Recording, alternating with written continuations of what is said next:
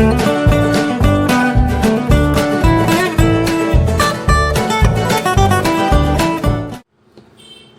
Student, chemistry की online class में आपका स्वागत है। आज हम पढ़ेंगे कोऑर्डिनेशन कंपाउंड में sp3 हाइब्रिडाइजेशन और dsp3 हाइब्रिडाइजेशन। तो चलिए शुरू करते हैं। कोऑर्डिनेशन कंपाउंड में हाइब्रिडाइजेशन में हमें यही कंफ्यूजन क्रिएट हो जाएगा कि हाइब्रिडाइजेशन जो होगा वो sp3d हो रहा है कि dsp3 हो रहा है। तो यही कन्फ्यूज़न क्रिएट होता है, इसलिए इसी कन्फ्यूज़न को हम क्या करते हैं, सॉल्व आउट करने के लिए 2 एग्जाम्पल लेते हैं और उसी के थ्रू समझते हैं कि sp3d कैसे होता है और dsp3 कैसे होता है। तो चलिए देखते हैं। तो इसके लिए हमने एग्जाम्पल ले लिया है। अब एग्जाम्पल क्या ले लिया है बच्चा पार्टियों, पेंटा एक्वा फेरेट आयन। ठीक है, पेंटा एक्वा फेरेट आयन ले लिया है। और dsp3 के लिए हमने जो एग्जाम्पल लिया है वो लिया है पेंटा कार्बोनिल आयरन। ठीक है, अब क्या करते हैं, हमको मालूम है कि इतना तो हम पढ़ रहे हैं इतने दिनों से, तो दूसरे वीडियो में हमने देख रखा है कि अगर जो हाइब्रिडाइजेशन हमको कैलकुलेट करना है तो हम 4 स्टेप लेते हैं। सबसे पहले हम लिखते हैं सेंट्रल एटम का इलेक्ट्रॉनिक कॉन्फ़िगरेशन, देन हम लिखते हैं ऑक्सीडेशन स्टेट के अनुसार इलेक्ट्रॉनिक कॉन्फ़िगरेशन, फिर हम लिगेंड को फाइंड आउट करते हैं और उसके अनुसार समझते हैं कि अगर वीक फील्ड होगा तो हम पेयरिंग नहीं करेंगे और as it is electronic configuration को उसके हाल पर ही छोड़ देंगे। ठीक है, अगर स्ट्रॉन्ग फील्ड होंगे तो पेयरिंग करेंगे और लास्ट में हम देखते हैं कोऑर्डिनेशन नंबर को फाइंड आउट करते हैं और कोऑर्डिनेशन नंबर से हम वेकेंट ऑर्बिटल को क्या करते हैं, ऑक्यूपाइड कर लेते हैं। तो देखते हैं आप इसमें। तो सबसे पहले हमारी पहली स्टेप ही हम फॉलो करते हैं। आर्गन का इलेक्ट्रॉनिक कॉन्फ़िगरेशन क्या होता है, 3D में 6 होते हैं और 4s में कितने इलेक्ट्रॉन होते हैं, 2।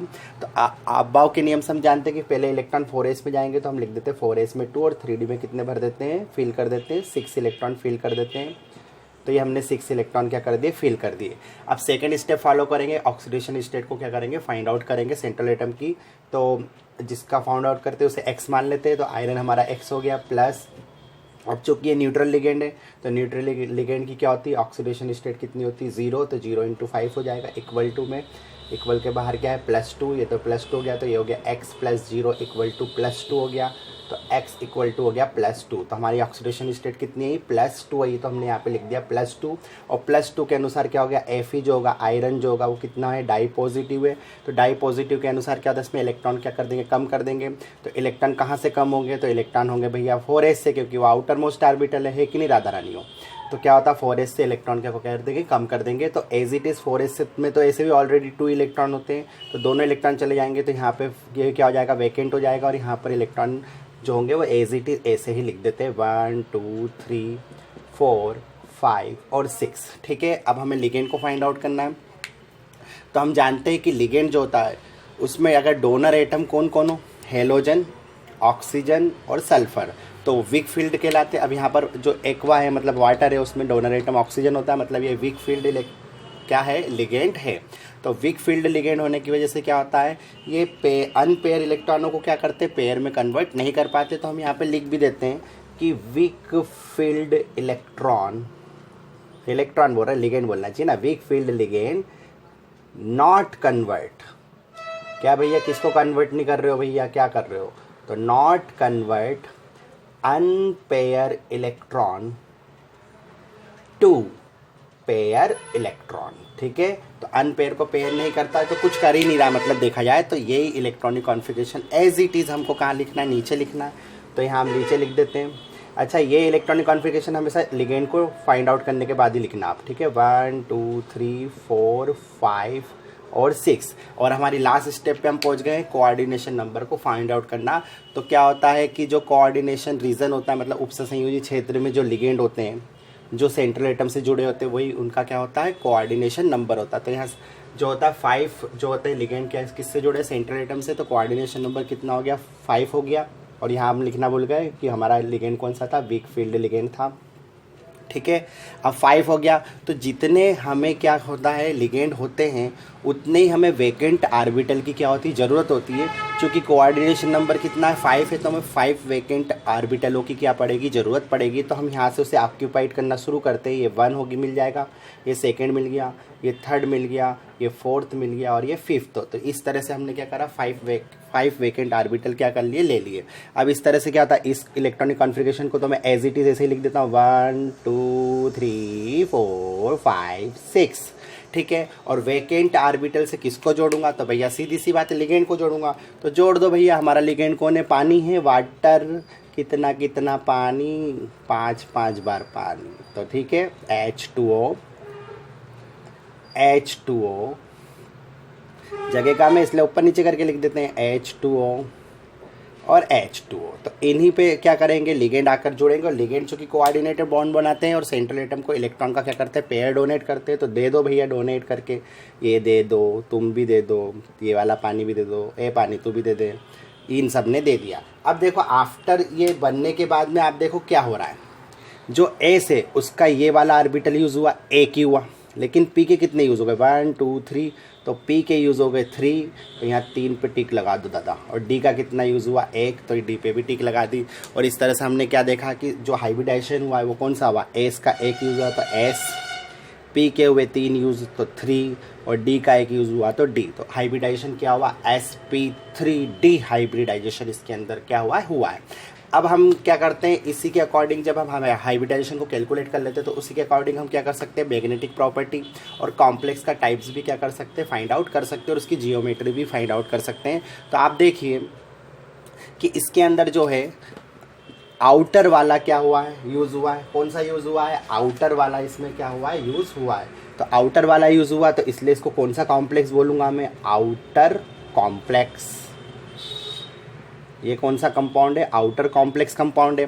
सेकेंड होता है कि मुझे क्या दिख रहा है, इसमें अनपेयर इलेक्ट्रॉन दिख रहे हैं, अनपेयर इलेक्ट्रॉन दिख रहे हैं, इसलिए मैं इसको क्या लिखूंगा, ये है अनपेयर इलेक्ट्रॉन के कारण पैरा मैग्नेटिक, पैरा, अच्छा बजाओ हार, मैग्नेटिक, ठीक है। तो ये पैरा मैग्नेटिक है, स्पेलिंग गलत हो गई दादा, मैग्नेटिक,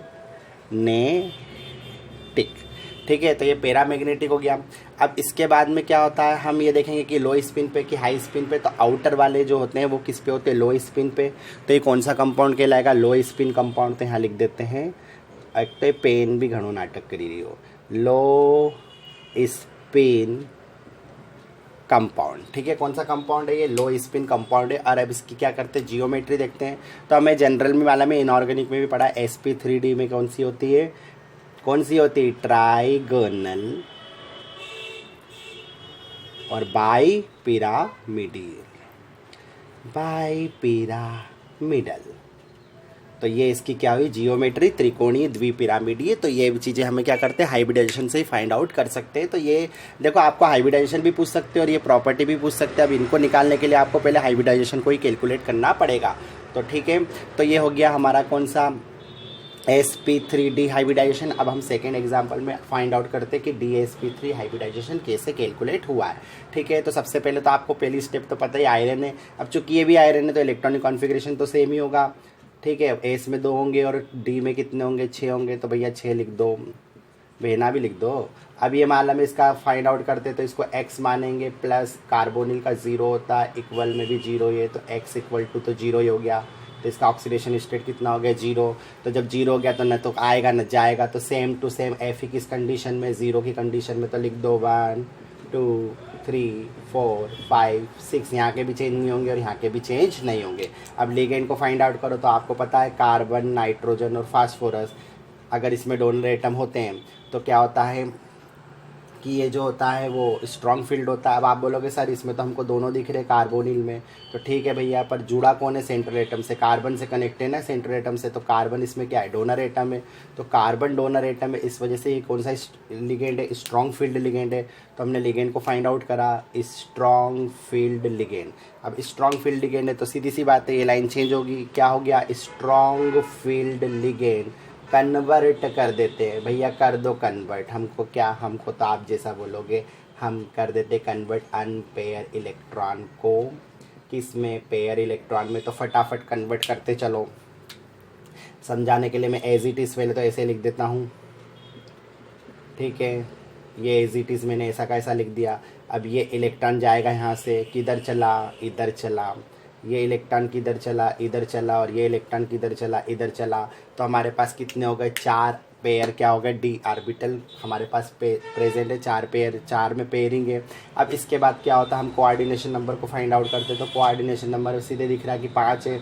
तो तो 5 है। अब 5 वैकेंट ऑर्बिटल की हमको क्या पड़ेगी, ज़रूरत पड़ेगी। तो भैया आपको तो यहीं से मिल रहा है तो यहीं से ले लो। 1 एक मिला, ये 1, ये 2, ये 3, ये 4 और ये 5। ये 5 आपने ऑक्यूपाइड करे क्योंकि इसका कोऑर्डिनेशन नंबर क्या है, 5 है। अब एज इट इज़ ये इलेक्ट्रॉनिक कॉन्फ़िगरेशन तो पेयर वालों को ऐसे लिख दो, ठीक है, हो गया। अब ये जो वैकेंट डी ऑर्बिटल आपने लिए इससे लिगेंड को जोड़ दो। तो भैया लिगेंड कौन है, अपना कार्बोनिल ग्रुप है। तो एक कार्बोनिल ग्रुप यहाँ जुड़ेगा, एक कार्बोनिल ग्रुप यहाँ जुड़ेगा, एक कार्बोनिल ग्रुप यहाँ जुड़ेगा, एक कार्बोनिल ग्रुप यहाँ जुड़ेगा और एक कार्बोनिल ग्रुप यहाँ जुड़ेगा। तो 5 कार्बोनिल ग्रुप हो गए। और ये अपने अपने इलेक्ट्रॉन की क्या करेंगे, पेयर देंगे। तो दे दो भैया, दे दो और ले लो भैया, हमको कोई प्रॉब्लम नहीं, आपसे ले और दो, लेन देन बना रहे हैं आपका, ठीक है। अब देखो आफ्टर ये मॉलिक्यूल बनने के बाद क्या हो रहा है, यहाँ का कितना यूज़ हुआ, डी का एक यूज़ हुआ तो डी लिख दिया। फिर एस का यूज़ हुआ है तो एस लिख दिया। पी के कितने यूज़ हो रहे हैं, 3 यूज़ हो रहे हैं तो P3 लिख दिया। हो गया हाइब्रिडाइजेशन कितना, DsP3। अब इसकी प्रॉपर्टी भी पढ़ लेते हैं। तो इसकी प्रॉपर्टी देखिए, अब ये डी आर्बिटल आउटर वाला होता है और ये डी आर्बिटल क्या होता है, इनर वाला। तो भैया यहाँ पे इनर वाला यूज़ हो रहा है, दिखा आपको इनर वाला यूज़ हुआ। तो क्या लिखोगे, इनर कॉम्प्लेक्स कंपाउंड। पूरा नहीं लिखता हूँ मैं, इनर कॉम्प्लेक्स ही लिखूँगा, ठीक है। उसके बाद देखिए आप इसकी मैग्नेटिक प्रॉपर्टी। तो भैया सब तो पेयर है, सभी जोड़े में बैठे हो तुम लोग। तो एक तो भैया अकेला होता सिंगल। अब हम कहाँ जाएं भैया, तो जाओ कहीं और, आप तो सब जोड़े में बैठो, बगीचा समझ रखा है आप लोगों ने, ठीक है। तो यहाँ पर क्या होता है, यहाँ पर जो प्रॉपर्टी आएगी वो आएगी डाईमैग्नेटिक, ठीक है। और अब ये लो स्पिन पे के हाई स्पिन, तो जो इनर वाले होते हैं वो हाई स्पिन कॉम्प्लेक्स होते हैं। तो यहाँ पे लिख देते हैं हाई स्पिन, ठीक है। नहीं उल्टा बोल दिया है। जो इनर कॉम्प्लेक्स होते हैं वो असल में क्या होते हैं, लो स्पिन वाले होते हैं, मतलब निम्न चक्रण वाले होते हैं। और जो आउटर कॉम्प्लेक्स होते हैं वो असल में क्या होता है, बाह्य कक्षक संकुल जो होते हैं वो होते हैं हाई स्पिन वाले। हमने उल्टा बोल दिया है, हमने नहीं मतलब मैंने बोल दिया था, ठीक है। तो इसको करेक्ट कर लेना आप।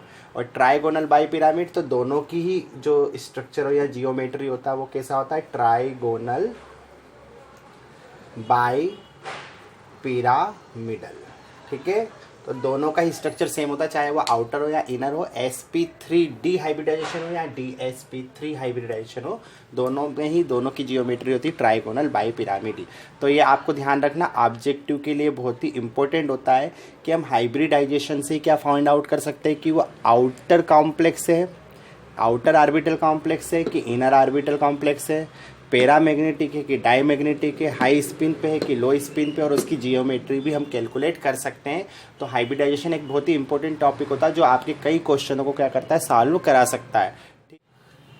तो एक बार जल्दी से रिवीजन मार लेते हैं। कोई चिड़िया तो नहीं जो रिवीजन मारना, पर फिर भी रिवीजन कर लेते हैं, ऐसा सोचते हैं अपन, ठीक है। तो हमको इसमें क्या करना था, हाइब्रिडाइजेशन कैलकुलेट करना था। तो सबसे पहले हमने आयरन की क्या करी, इलेक्ट्रॉनिक कॉन्फ़िगरेशन लिख दिया। फिर इसमें क्या करा, आयरन का ऑक्सीडेशन स्टेट काउंट कर दिया और ये आया +2, तो हमने यहाँ के 2 इलेक्ट्रॉन क्या कर दिए, कम कर दिए। उसके बाद हमने लिगेंड की पहचान करी, वीक फील्ड लिगेंड था, इसलिए हमने क्या करा, इसको इसके हाल पे छोड़ दिया, जैसा इलेक्ट्रॉनिक कॉन्फ़िगरेशन था वैसे ही था, मतलब हमने अनपेयर को पेयर नहीं करा। फिर हमने देखा कोऑर्डिनेशन नंबर 5 है तो 5 वैकेंट ऑर्बिटल ले लिए, 1 2 3 4 5। और यहाँ पर क्या करा, एक्वा को क्या कर दिया, मतलब पानी के मॉलिक्यूल को यहाँ पे कोऑर्डिनेट बॉन्ड से जोड़ दिया और देखा कि एक एस का यूज़ हुआ है, पी के 3 यूज़ हुए, डी का 1 यूज़ हुआ, तो हाइब्रिडाइजेशन हुआ sp3d। और इस तरह के हाइब्रिडाइजेशन में क्या हुआ, हमने देखा कि बाहर वाला डी कक्षक यूज़ हुआ तो आउटर ऑर्बिटल कॉम्प्लेक्स हो गया, अनपेयर इलेक्ट्रॉन है तो पैरामैग्नेटिक हो गया, और आउटर कॉम्प्लेक्स के कारण इसमें क्या हुआ, हाई स्पिन हो गया, और इसका जो जियोमेट्री वो ट्राइगोनल बाईपिरामिडल हो गई। इसी तरह इसमें निकालना था, तो इसमें हमने देखा कि आयरन का तो electronic configuration as it is लिखा, इसमें जो आयरन की ऑक्सीडेशन स्टेट काउंट करी वो कितनी है, 0 आई, तो एज इट इज़ ऐसा कैसे इलेक्ट्रॉनिक कॉन्फ़िगरेशन लिख दिया। फिर हमने लिगेंड को फाइंड आउट करा, तो कार्बोनिल, इसमें कार्बन क्या होता है, कार्बन जो होता है डोनर एटम होता है, तो इस तरह ये स्ट्रॉन्ग फील्ड लिगेंड कहलाया। और स्ट्रॉन्ग फील्ड लिगेंड ने क्या करा, अनपेयर इलेक्ट्रॉनों को क्या कर दिया, पेयर कर दिया, और यहाँ 4 अपने ऑर्बिटल में पेयर इलेक्ट्रॉन हो गए और ये ऑर्बिटल वैकेंट हो गया। तब यहाँ से हमने क्या करा, कोऑर्डिनेशन नंबर फाइंड आउट कर लिया, इसमें 5 था तो हमने यहाँ से लिया 1 2 3 4 5, और यहाँ पर कार्बोनिल को क्या कर दिया, अटैच कर दिया कोऑर्डिनेट बॉन्ड से। फिर हमने देखा कि यहाँ पे डी का 1 यूज़ हुआ है, एस का 1 यूज़ हुआ, पी के 3 यूज़ है, तो dsp3 हाइब्रिडाइजेशन इसमें क्या हो गया, कैलकुलेट हो गया। और इस तरह हमने देखा कि ये अंदर वाला डी यूज़ हुआ इसलिए इनर ऑर्बिटल कॉम्प्लेक्स हो गया, सारे पेयर में इसलिए डाईमैग्नेटिक है, इनर कॉम्प्लेक्स होने के कारण ये लो स्पिन पर करता है, और इसकी जियोमेट्री सेम इसके जैसी ट्राइगोनल बाईपिरामिडल। तो उम्मीद है आपको इस दोनों हाइब्रिडाइजेशन क्या हो गया अच्छे से समझ में आ गए, sp3 और dsp3। अब अगले वीडियो में क्या किसी और हाइब्रिडाइजेशन के साथ मिलते हैं, जब तक पढ़ते रहिए। Best of luck for your exam.